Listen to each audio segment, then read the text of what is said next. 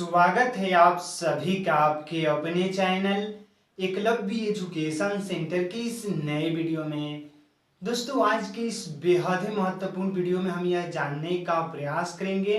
कि नवंबर के महीने में मेथी की खेती करने का सही रणनीति क्या है, और इसके साथ साथ यह भी जान लेंगे कि मेथी की खेती करने के लिए हम कौन सी हाइब्रिड वेराइटी का चयन करें जो हमें कम लागत में कम समय में ज़्यादा से ज़्यादा लाभ देने में सक्षम हो सकती है। तो चलिए इस बेहद ही महत्वपूर्ण वीडियो की शुरुआत करते हैं। जैसा कि आप जानते हैं कि मेथी एक ऐसी फसल है जिसकी खेती करके महज 60 से 65 दिनों के अंतर्गत में हम अपनी मेथी की फसल से लाभ प्राप्त करने में सफल हो सकते हैं, क्योंकि मेथी को साग के रूप में भी बेचा जा सकता है और जैसे वह फल में तब्दील होगा तो उस फल को भी बेचा जा सकता है। तो इस तरह से मेथी से हम दो माध्यमों से लाभ प्राप्त करने में सफल हो सकते हैं। तो आइए सबसे पहले समझते हैं कि मेथी की खेती करने का सही रणनीति क्या है, यानी आखिर हम मेथी की खेती कैसे कर सकते हैं। तो मेथी की खेती करने के लिए बेहद ही महत्वपूर्ण हो जाता है कि पहले हमें अच्छे तरीकों से एक बार हाइब्रिड वेराइटी का चयन करना होगा। यानी हाइब्रिड वेराइटी के रूप में हम श्रीराम प्राइवेट लिमिटेड कंपनी का मेथी का जो F1 हाइब्रिड वेराइटी आता है उसका चयन कर सकते हैं,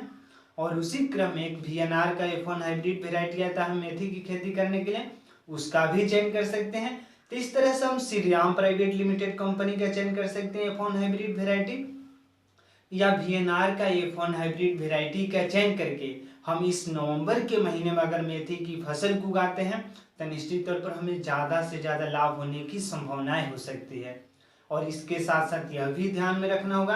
कि मेथी की जब हम खेती करने के बारे में जहाँ कहीं भी सोच रहे हैं, एक बार हमें अच्छे तरीकों से अपनी मिट्टी की जांच कर लेनी है,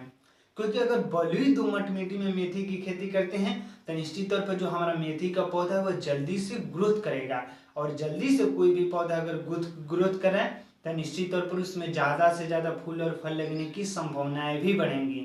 और मेथी की खेती करके निश्चित तौर पर हम सबसे कम लागत में ज़्यादा से ज़्यादा लाभ प्राप्त करने में सफल हो सकते हैं, क्योंकि इसमें सबसे कम यानी सिंचाई की का मतलब बहुत ही कम आवश्यकताएं होती है, खादों की भी कम आवश्यकताएं होती है। तो इस तरह से केवल अगर सड़े हुए गोबर का खाद प्रयोग कर देते हैं अपने मेथी की फसल में तो निश्चित तौर पर हमें यानी खादों की आवश्यकता ही नहीं पड़ेगी।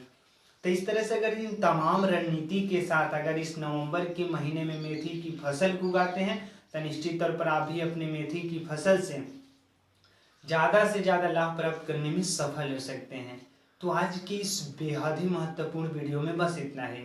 अगर आप हमारे चैनल के साथ नए जुड़े हैं और वीडियो अच्छा लग रहा है, कुछ सीख पा रहे हैं इस वीडियो के माध्यम से, तो हमारे चैनल को कर दीजिए सब्सक्राइब,